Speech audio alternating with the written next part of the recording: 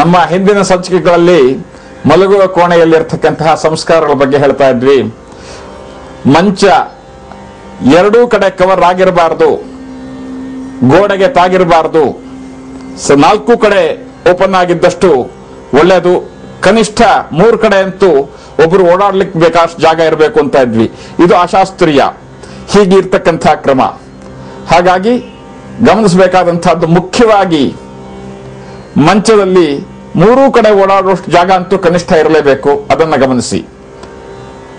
ಇನ್ನು ಮಂಚದ ಮೇಲೆ ಕೂತು ಊಟ ತಿಂಡಿ ಮಾಡತಕ್ಕಂತಹ ಕ್ರಮ ಕೂಡ ಅಶಾಸ್ತ್ರೀಯ. ಕೇವಲ ಬಹಳ ದೊಡ್ಡ ಮಟ್ಟದ ರೋಗಿಗಳು ಮಾತ್ರವೇ ಮಂಚದ ಮೇಲೆ ಕೂತ್ಬಿಟ್ಟು ಇಂಥದ್ದು ಆಹಾರವನ್ನು ಸೇವನೆ ಮಾಡತಕ್ಕಂಥದ್ದಾಗ್ಲಿ ಅಥವಾ ಇನ್ಯಾವುದೇ ತರದ ಪಾನೀಯವನ್ನು ಕುಡಿತಕ್ಕಂಥದ್ದು ಹಾಸಿಗೆ ಮೇಲೆ ಕೂತು ಮಾಡ್ತಕ್ಕಂಥದ್ದಲ್ಲ. ಹಾಸಿಗೆಗೆ ಅದರದ್ದೇ ಆದಂತಹ ಒಂದು ಪಾವಿತ್ರ್ಯತೆ ಇದೆ. ಹಾಸಿಗೆ ಮೇಲೆ ಕೂತು ಯಾವುದೇ ತರದ್ದು ಆಹಾರ ಸೇವನೆ ಬಹಳ ನಿಷಿದ್ಧ.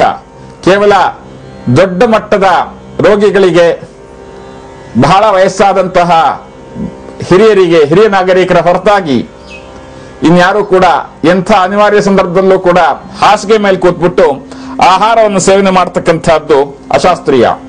ಯಾವುದೇ ತರಹದ ಪಾನೀಯವನ್ನು ಕೂಡ ತಗೊಳ್ತಕ್ಕಂಥದ್ದು ಇದು ಆರೋಗ್ಯ ಲಕ್ಷ್ಮಿ ಮಾಡತಕ್ಕಂತಹ ಅವಮಾನವಾಗುತ್ತೆ. ನಿಮ್ಮ ಆರೋಗ್ಯ ಬಹಳ ಕ್ಷಿಪ್ರಗತಿಯಲ್ಲಿ ಕ್ಷೀಣಿಸ್ತಾ ಬರುತ್ತೆ. ಹಾಗಾಗಿ ಹಾಸಿಗೆಗೆ ಅದರದ್ದೇ ಆದೊಂದು ಪಾವಿತ್ರ್ಯತೆ ಇದೆ.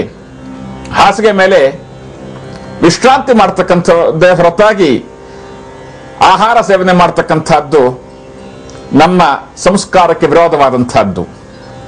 ಶಯ್ಯಾಗ್ರಹದ ಸಂಸ್ಕಾರಗಳಲ್ಲಿ ಸಾಯಂಕಾಲ ನಮ್ಮ ದಿನನಿತ್ಯದ ದಿನಚರಿಗಳನ್ನು ಮುಗಿಸಿ ಆ ನಿದ್ರಾದೇವಿಗೆ ಶರಣಾಗಬೇಕಾದರೆ ನಮ್ಮ ಭಾರತೀಯ ಸಂಸ್ಕಾರದಲ್ಲಿ, ಪರಂಪರೆಯಲ್ಲಿ ಆ ಭಗವಂತನ, ಜಗದ್ರಕ್ಷಕನನ್ನ, ಜಗನ್ಯಾಮಕನನ್ನ ಭಕ್ತಿಪೂರ್ವಕವಾಗಿ, ಕೃತಜ್ಞತಾಪೂರ್ವಕವಾಗಿ ಸ್ಮರಿಸ್ತಕ್ಕಂಥದ್ದು ಒಂದು ಅವಿಭಾಜ್ಯ ಅಂಗ.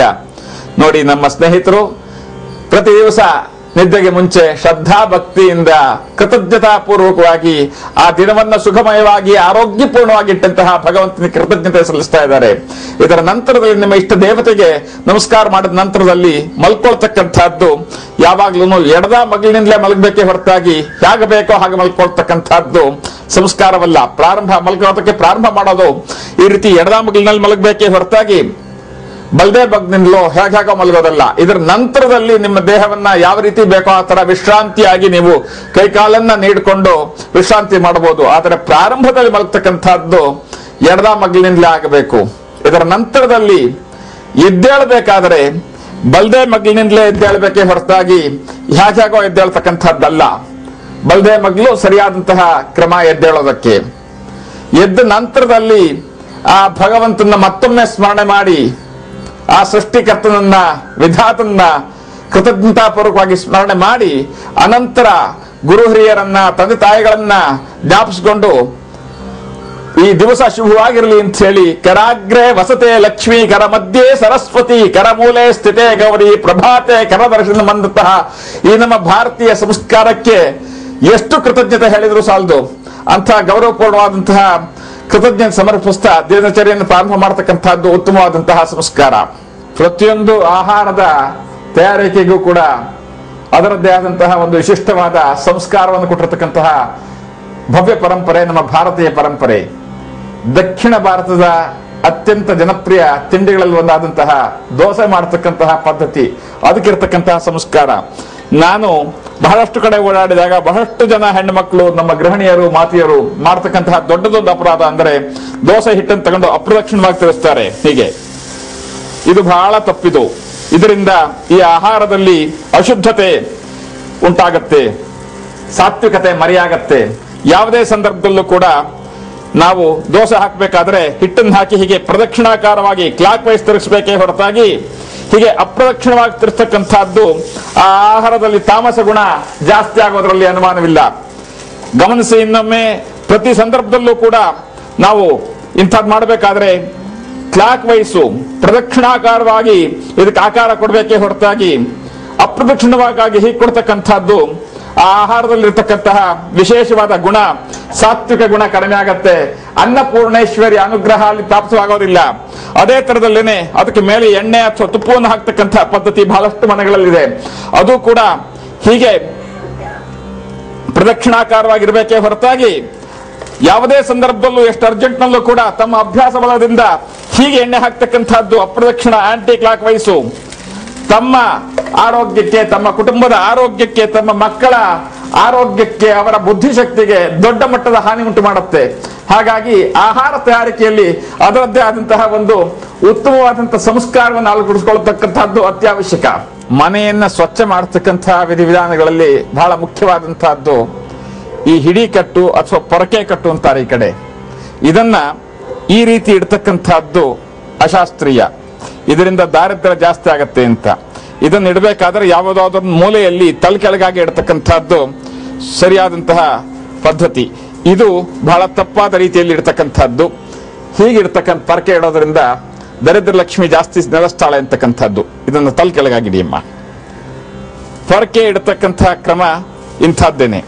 ಹೀಗಿಡಬೇಕೇ ಹೊರತಾಗಿ ಪೊರಕೆ ಇನ್ಯಾವುದೇ ನೆಲದ ಮೇಲೆ ಹೀಗೆ ಅಡ್ಡಡ್ಡ ಹಾಕಿರ್ತಕ್ಕಂಥದ್ದಾಗ್ಲಿ ಅಥವಾ ಈ ಹಿಡಿ ಭಾಗವನ್ನ ಕೆಳಭಾಗಕ್ಕೆ ಬರೋ ತರ ಇಡ್ತಕ್ಕಂಥದ್ದು ಸರಿಯಾದಂತಹ ಸಂಪ್ರದಾಯವಲ್ಲ.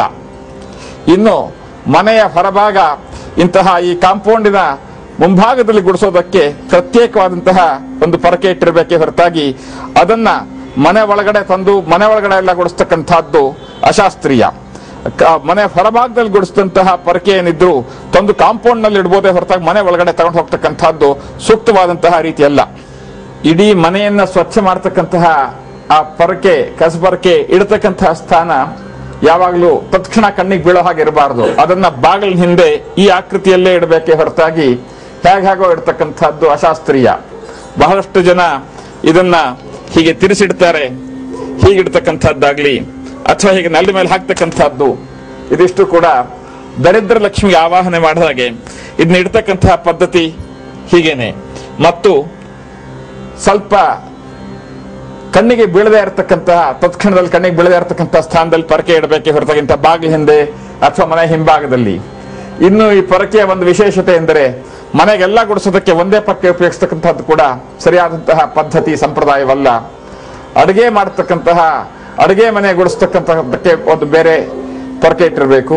ಮನೆಯ ಒಳಭಾಗ ಸ್ವಚ್ಛ ಮಾಡೋದಕ್ಕೆ ಇರ್ತಕ್ಕಂತಹ ಪೊರಕೆ ಬೇರೆ ಆಗಿರ್ಬೇಕು. ಮನೆಯ ಹೊರಭಾಗ ಕಾಂಪೌಂಡಿನ ಒಳಗಡೆ ಉಪಯೋಗಿಸತಕ್ಕಂತಹ ಪೊರಕೆನೇ ಬೇರೆ ಆಗಿರಬೇಕು. ಮನೆಯ ಕಾಂಪೌಂಡಿನ ಹೊರಭಾಗದಲ್ಲಿ ನಮ್ಮ ಮನೆ ಮುಂದೆ ಉಪಯೋಗಿಸ್ತಕ್ಕಂತಹ ಪೊರಕೆ ಅದು ಕೂಡ ಬೇರೆ ಆಗಿರಬೇಕು. ಇದಿಷ್ಟು ಬೇರೆ ಬೇರೆ ಆಗಿಲ್ದೇನೆ ಎಲ್ಲದಕ್ಕೂ ಒಂದೇ ಉಪಯೋಗಿಸೋದ್ರಿಂದ ದೊಡ್ಡ ಮಟ್ಟದ ಹಾನಿ ಆಗೋದ್ರಲ್ಲಿ ಸಂದೇಹವಿಲ್ಲ.